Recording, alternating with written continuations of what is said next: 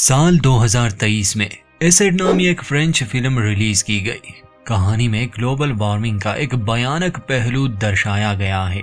क्या होगा जब आसमान से पानी के बजाय तेजाब बरसने लगेगा, ये जानेंगे इस कहानी में। हमारे चैनल को सब्सक्राइब करना ना भूलें। फिल्म की कहानी शुरू होती है फ्रांस से, जहां हम एक वीडियो फुटेज दिखाई जाती है स्ट्राइक की, जहां एक फैक्ट्री में हादसा हो चुका था। उस हादसे में कई मजदूर बुरी तरह से घायल हो गए थे। फैक्ट्री के बाकी कर्मचारी इंसाफ मांगने के लिए फैक्ट्री के मालिक के पास आते हैं। वो इस सब की जिम्मेदारी नहीं लेता। बात बिगड़ जाती है। कर्मचारी हाथापाई और तोड़ फोड़ शुरू कर देते हैं। यहाँ तक कि पुलिस से भी इनकी झड़प हो जाती है। माइकल की गर्लफ्रेंड कैरन भी इस फैक्ट्री हादसे का शिकार बन गई थी, इसलिए गुस्से में आकर वो एक पुलिस वाले को बुरी तरह से पीटता है। उसकी ये फुटेज रिकॉर्ड हुई, जिस वजह से माइकल को जेल में डाल दिया गया। उसे रिहाई तो मिल गई, मगर कुछ महीनों के लिए उसे घर से जाने की इजाजत नहीं थी। उसके पैर पर एक डिवाइस लगाई गई थी। माइकल का डिवोर्स हो चुका था। एक्स वाइफ का नाम एलिस था और इन दोनों की एक बेटी थी सेल्मा, जो अपने माता पिता के तलाक से बहुत ज्यादा परेशान थी। माइकल अब कैरन से प्यार करता था, जिसके पैर बुरी तरह जख्मी हो चुके थे उस फैक्ट्री हादसे में। इन दिनों सेल्मा की जिम्मेदारी एलिस की है। सेल्मा बोर्डिंग स्कूल में थी, जहां उसे हॉर्स राइडिंग का शौक था। ऐसे ही एक दिन जब वो हॉर्स राइडिंग के क्लास में थी, तो वो कुछ बच्चों को देख लेती है जो उसके पिता की वो वायरल वीडियो देखकर हंस रहे थे। सेल्मा को गुस्सा आ जाता है और वो उनमें से एक पर हमला कर देती है। उसके चेहरे पर घोड़े का वेस्ट लगाकर सबके सामने बेइज्जत करती है। इसके बाद एलिस को बुलाया जाता है। प्रिंसिपल से बात करने के बाद भी एलिस को अपनी बेटी सेल्मा की बहुत फिक्र थी। हालांकि सेल्मा को स्कूल से तो नहीं निकाला जाता। सेल्मा काफी दुखी और चिड़चिड़ी सी हो गई थी। उसके पिता घर में ही होते थे, तो वो अपनी माँ से कहती है कि आज रात मुझे पिताजी के पास जाना है। माइकल के यहाँ सेल्मा न्यूज में देखती है कि लैटिन अमेरिका में 1000 गुना ज्यादा तेजाबी बारिश हो रही है। हजारों जानवर मर चुके हैं। ये प्रदूषण और ग्लोबल वार्मिंग की वजह से है और जल्द ही ये बारिश यूरोप आने का भी खतरा था। उसके पिता यानी माइकल उसे इस तरह की खबरें ना देखने की सलाह देता है। खैर अगले दिन वो वापस से अपने माँ एलिस के घर आई। उस दिन बारिश हो रही थी। सेल्मा के कमरे की खिड़की खुली रह गई, जिससे कुछ पानी अंदर आ चुका था। एलिस फर्श पर टॉवल बिछाती है ताकि पानी सूख जाए, लेकिन कुछ ही देर बाद हम दर्शकों को ये दिखाया जाता है कि उस टॉवल का रंग बदल रहा है। वो इसलिए क्योंकि बारिश के उस पानी में तेजाब की कुछ मात्रा थी। अगले दिन बारिश नहीं हुई, लेकिन आसमान बादलों से भरा हुआ था। देश में अलग अलग जगहों पर अचानक से तेजाबी बारिशें होने की खबरें चल रही थी, जिसमें बहुत से लोगों के साथ साथ कई जानवर भी घायल हो चुके थे। इसलिए लोग लगातार न्यूज देख रहे थे। माइकल अपने काम पर गया था, जहां उसका ध्यान जमीन पर जाता है। जमीन गीली और चिपचिपी थी, जो उसे अजीब लगा। एलिस भी अपने काम पर जा चुकी थी। वो एक नर्स थी और सेल्मा गई थी अपने स्कूल। तो दोपहर को सभी को कुछ न्यूज अलर्ट्स मिलती है, जिसमें ये बताया जा रहा था कि इस इलाके में बारिश की संभावना है, तो सभी लोगों को घरों के अंदर रहना होगा। एलिस माइकल को कॉल करती है। वो परेशान थी और बारिश शुरू होने से पहले ही वो सेल्मा को स्कूल से लाना चाहती थी, क्योंकि सभी स्टूडेंट्स के सेल फोन ले लिए गए थे। इसलिए एलिस उसे कॉल नहीं कर पाती। समय बहुत कम था। एलिस की कार गैराज में थी, इसलिए माइकल अपनी कार लिए पहले तो एलिस के पास जाता है। दोनों मिलकर स्कूल जाते हैं, मगर वहां इन्हें पता चला कि बच्चे घुड़सवारी के लिए जंगल की तरफ गए हैं और बच्चे अपना फोन वही छोड़कर गए हैं। ये दोनों जल्दी से जंगल की तरफ बढ़ते हैं, मगर रास्ते में ट्रैफिक जाम था। वो इसलिए क्योंकि हर कोई अपने बच्चों को बचाना चाहता था और जब वो उन्हें स्कूल में ना मिले तो उन्होंने भी जंगल का रुख किया। पुलिस वाले उन्हें आगे नहीं जाने दे रहे थे, क्योंकि आसमान में काले बादल छाए हुए थे। माइकल को अपनी बेटी की चिंता थी, इसलिए वो सड़क से उतर जाता है। जंगल के करीब पहुंचकर उन्हें गाड़ी रोकनी पड़ी और वो गाड़ी छोड़कर पैदल ही जंगल की तरफ दौड़ पड़ा। दूसरी तरफ हमें ये दिखाया जाता है कि सेल्मा घुड़सवारी में इतनी अच्छी नहीं, इसलिए वो बाकी बच्चों से पीछे रह जाती है। सेल्मा के करीब कुछ बूंदे गिरती है। जमीन पर जो लकड़ियां थी वो जलने लगी। वो घोड़ों को भी घायल करने लगी। घोड़े डर के मारे भागने लगते हैं और सेल्मा को गिरा देते हैं। माइकल अपनी बेटी को ढूंढते हुए अस्तबल में पहुंच गया। वो सेल्मा की तलाश कर रहा था जो उसे नहीं मिल रही थी और वहां खड़े घोड़े काफी घबरा गए थे। माइकल बाहर की तरफ भागता है और सेल्मा भी इसी ओर आ रही थी, इसीलिए बाप बेटी एक दूसरे को मिल गए। खुशकिस्मती से दोनों जल्दी से अस्तबल में आ जाते हैं और इसके तुरंत बाद ही बारिश शुरू हो गई। छत के छेदों से कुछ बूंदें टपक रही थी। ये पानी नहीं बल्कि तेजाब था, इसलिए वो जमीन को जला रही थी और ये उन्हें साफ साफ नजर आ रहा था। माइकल एक कंबल ढूंढता है ताकि वो खुद को और सेल्मा को ढक सके। फोन अभी भी काम कर रहे थे, इसलिए वो एलिस को अपना ठिकाना बता देता है। भारी तेजाबी बारिश की वजह से देखना मुश्किल हो रहा था, लेकिन आखिरकार एलिस इमारत ढूंढकर गाड़ी वहां खड़ी कर दी थी है ताकि माइकल और सेल्मा अंदर आ सके। वो सड़क पर तो लौट आए, लेकिन तभी उन्हें चीखों पुकार सुनाई देती है।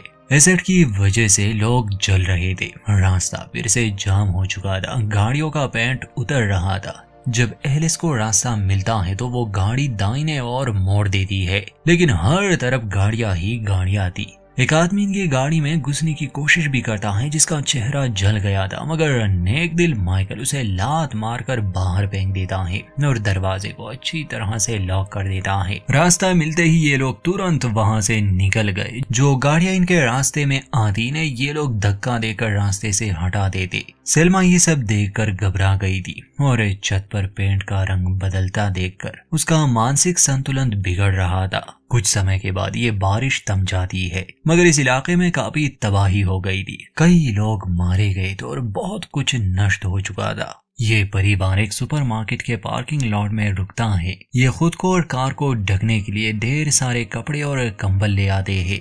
एलिस अपने भाई को कॉल करती है, लेकिन वो इनकी मदद नहीं कर सकता था क्योंकि रास्ता बंद कर दिया गया था। माइकल को अपनी गर्लफ्रेंड कैरन की चिंता थी। वो उसे कॉल करने की कोशिश कर रहा था, मगर कॉल वॉइस मेल पर जा रही थी। अगले कुछ घंटे ये लोग गाड़ी चलाकर इस देश से निकलने की कोशिश में लगे थे, जैसे कि बहुत से लोग कर रहे थे। शाम को कार में एसिड के नुकसान की वजह से आखिरकार खराबी आ ही जाती है। गाड़ी का पिछला दरवाजा बुरी तरह से जाम हो चुका था।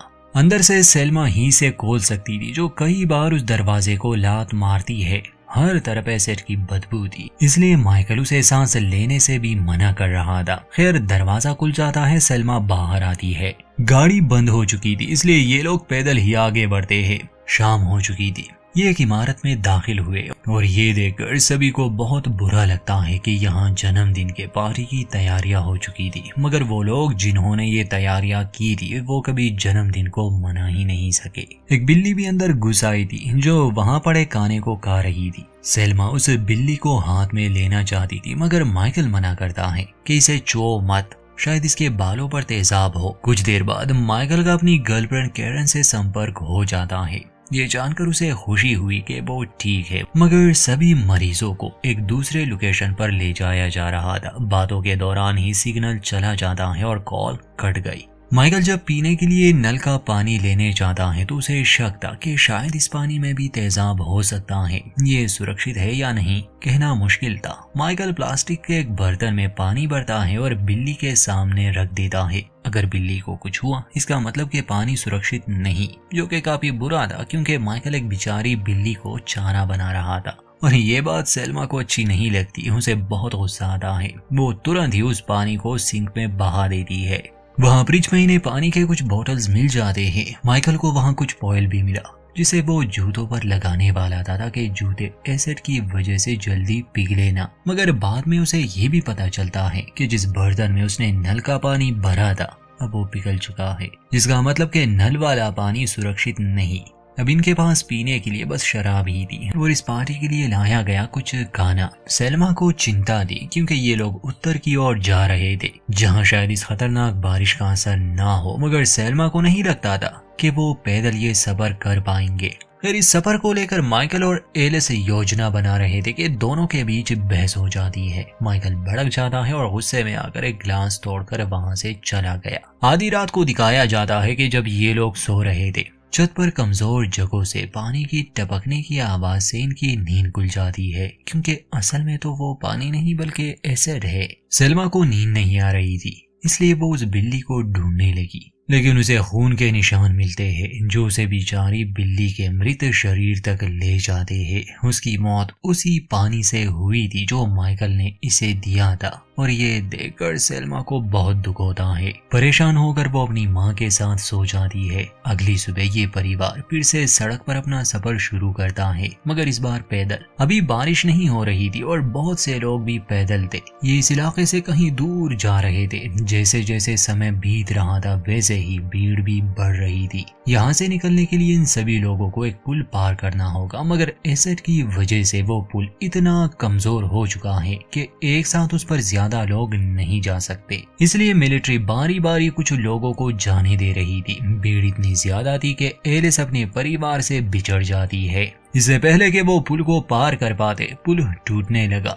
भगदड़ मच गई। एलिस बुरी तरह लोगों के बीच में फंस चुकी थी, जिससे रेलिंग टूट गई। एलिस के साथ साथ कुछ और लोग भी पानी में गिर गए। पानी चूंकि सुरक्षित नहीं था, अब उसमें एसिड था, इसलिए एलिस उसमें तड़पने लगी। सेल्मा ये देख लेती है। वो अपनी माँ को बचाने के लिए भागती है, मगर देर हो चुकी थी। माइकल और सेल्मा के सामने ही उसकी मौत हो गई। इस हादसे से दोनों ही बाप बेटी टूट जाते हैं। चूंकि अब लोग पुल का इस्तेमाल नहीं कर सकते थे और खतरनाक बारिश आने का खतरा था, तो पुलिस और मिलिट्री वाले बाकी लोगों को सेरा के एक सुरक्षित जगह पर ले जाने का फैसला करते हैं, जहां इन्हें एक जंगल से भी गुजरना था। सभी को मिलिट्री ट्रक्स में डाल दिया जाता है। रास्ते में ही मिलिट्री वालों को कुछ नए ऑर्डर्स मिलते हैं, जिसके बाद सभी लोगों को गाड़ियों से उतारा जाता है ताकि ये पैदल आगे जा सके। जंगल में ये कोना जाए मिलिट्री वाले लाल धुएं का इस्तेमाल कर रहे थे, क्योंकि फिर से काले बादल आ गए थे और जल्द ही एसिड की बारिश शुरू होने वाली थी।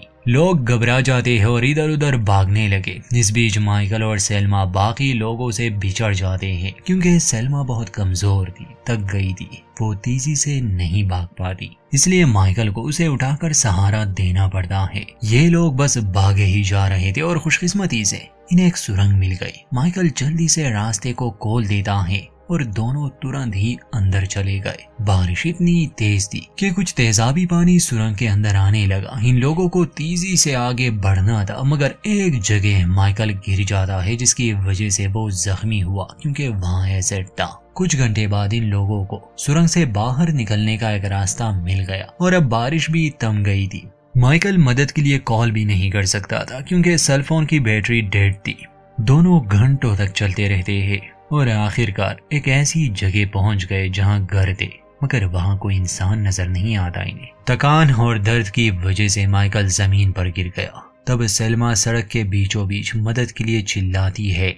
जब माइकल उठता है तो वो खुद को एक घर में पाता है।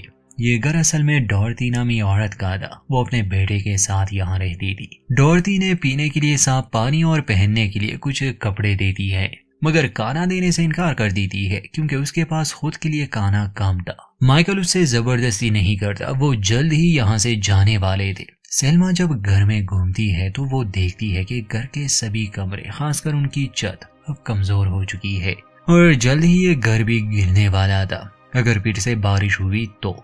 सेल्मा एक मेडिकल मशीन देखती है, जिस पर डॉर्ती बताती है कि ये उसके बेटे का है, क्योंकि उसकी किडनीज खराब है और ये मशीन ही उसे जिंदा रख रही है। डॉर्ती चाहती थी कि माइकल उसकी मदद करे ताकि दोनों मिलकर इस भारी भरकम मशीन को बेसमेंट में ले जाए। खैर माइकल मदद करता है, क्योंकि डॉर्ती के बेटे के लिए अब ये घर सुरक्षित नहीं था।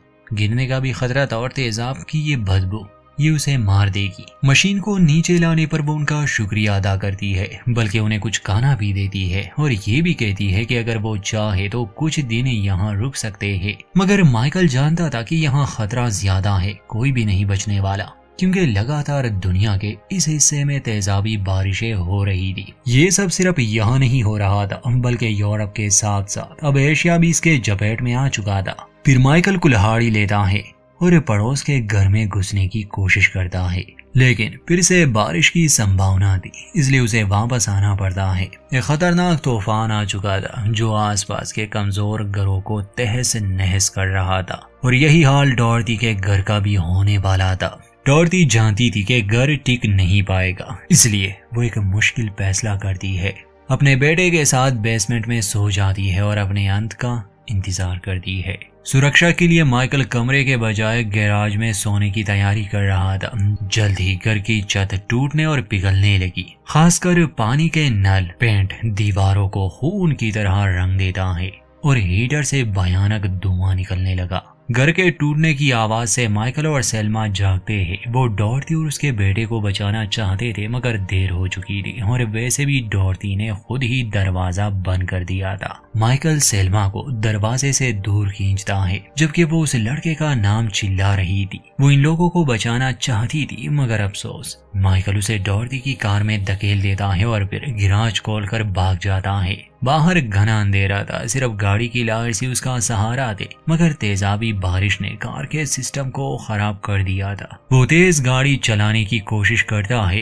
कार बिजली से चलती थी और कंप्यूटर की आवाज लगातार सिस्टम के खराब होने की वार्निंग दे रहा था। ये कार खुद ही रुक जाती है। माइकल इसे फिर से शुरू करने के लिए कई बार स्टार्ट करता है और बिना किसी मंजिल के गाड़ी को आगे बढ़ाता है। बाद में ये लोग एक खुले मैदान में पहुंच गए, जो कि इस एसिड से अब दलदल बन चुका था। माइकल कार रोक देता है। सेल्मा उससे कहती है कि वो रास्ता भटक चुका है। इस बात को लेकर दोनों के बीच बहस हो गई। माइकल सेल्मा पर चिल्लाता है। वो कार से उतर गया और जब वो पैदल आगे बढ़ रहा था, उसे महसूस हुआ कि उसके जूते जल रहे हैं। वो वापस से कार में लौट आया, मगर अब सेल्मा वहां नहीं थी। वो भाग चुकी थी और जलती हुई जमीन की वजह से वो काफी डर गई थी। खुद को बचाने के लिए उसे एक ट्रैक्टर मिल गया, जिस पर वो चढ़ जाती है, मगर वो जमीन में धंस रहा था। वहां परेशान माइकल अपनी बेटी को ढूंढ रहा था, मगर गाड़ी कीचड़ में फंस गई, इसलिए उसे पैदल ही आगे बढ़ना पड़ता है। वो ठीक समय पर सेल्मा के पास पहुंच गया। वो उसे अपनी पीठ पर उठाकर गाड़ी में वापस तो ले आता है। इसका मतलब कि एसिड की वजह से माइकल के पैर बुरी तरह से जल गए थे और अब वो बेहोश हो चुका था। अगली सुबह मिलिट्री के एक ट्रक ने ढूंढकर कैंप में ले आता है, जहां माइकल का इलाज हुआ। असल में उसके पैर काटे गए। सेल्मा वहां के लोगों से अपने अंकल के बारे में पूछती है। रिकॉर्ड्स के हिसाब से उनका कोई भी नहीं बचा था। इन बारिशों की वजह से करोड़ों लोग मारे गए थे। दुखी सेल्मा अपने पिता के पास आती है और उसके साथ बैठ जाती है। अभी के लिए वो उसे ये बुरी खबर नहीं देती कि उनका हर जानने वाला मर चुका है। और यहीं पर इस फिल्म का होता है अंत।